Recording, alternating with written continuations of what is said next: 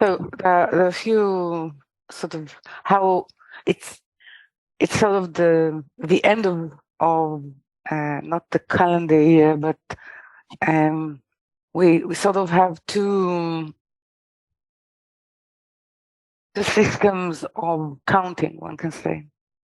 There is the way we count linear time in terms of how we move, or I would say that how time moves through us, in terms that it um, dominate the processes, the feeling, what we're afraid of, what we're dealing with, the difficulties that we're dealing in our life. So this is to do with corporeal sort of stand.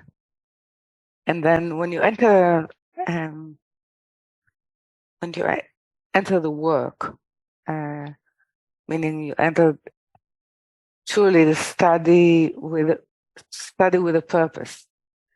Of course, you discover that you still use the language of the corporeal language within the work, and that gave, if we use the same language and the same values of the corporeal world inside work, we're actually trying to sort of gain, or we're trying to steal the power, the force, the light that there is in the work, in order to sort of benefit, ease our corporeal life. So this is the first obstacle that we see. And when at a certain moment when we see that it's not possible, we tire from it, and we all sort of we feel that we failed. Okay. So the whole system of the work is trying to prepare us to meet this point of when we face ourselves as failure in the work. And we are all failure in the work. It is to the extent that we still use the same language and the same want and the same structure or perception of because we don't have any other. So in that respect, it is sort of anticipated that this is what we'll meet in ourselves. So you can say that this is the first test.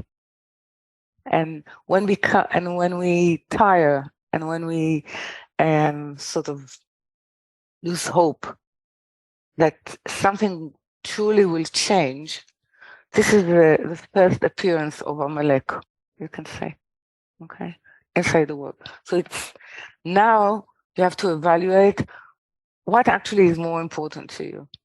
Your sense of failure in front of your self-image, or the way we used to achieve things, or something that we experience and manage to taste of the difference, of the promise that is inside the work. So now we need to see whether our self-importance, self-image is more important than the offer that we sense that is being given to us from higher. Okay, so this is in that you can have shame, or you can have many others. Sort of, it's a fan of emotions, which you sort of need to close it down into understanding that it's purposeful, and how you're going to treat it, what kind of prayer or what kind of position you're going to take. So now, what is entering now is the light of what is called Purim, which is almost to do with, let's say that in Day of Atonement or Yom Kippurim, you have stimuli of that light of Purim, which means it's allowing us to be within the reality of the light of the world to come, without yet, let's say, even the proper vessel, but to wish for that vessel, to be prepared. And we know that we don't have it, but we get atonement is to do with the higher give us on loan an ability, or what is called dress of grace, of graces that will enable us sort of to stand there and to sort ourselves out with, one can say, with the vessel of the higher. So this is the miracle that happens in Purim.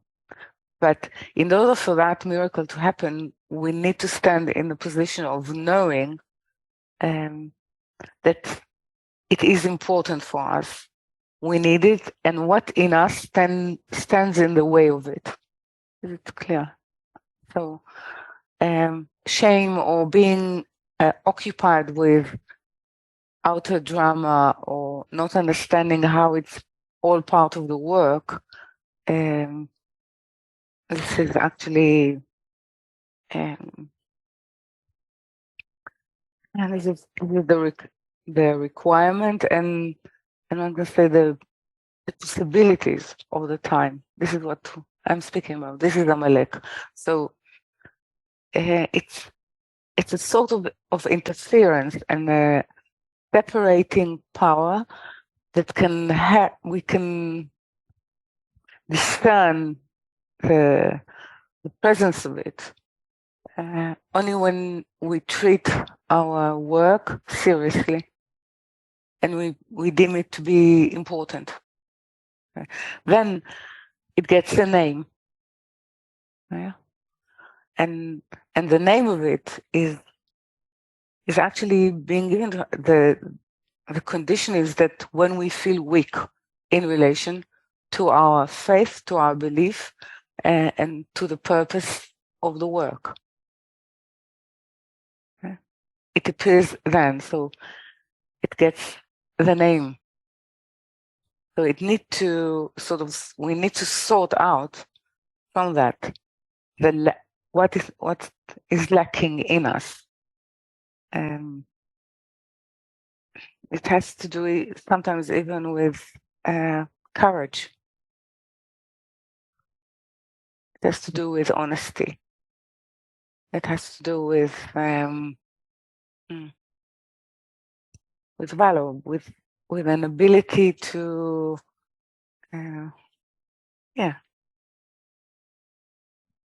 to be honest in terms of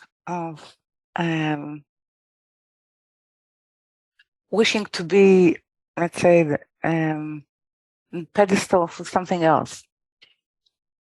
No, not for, one can say, pedestal not for our statue, but for a presence of something else.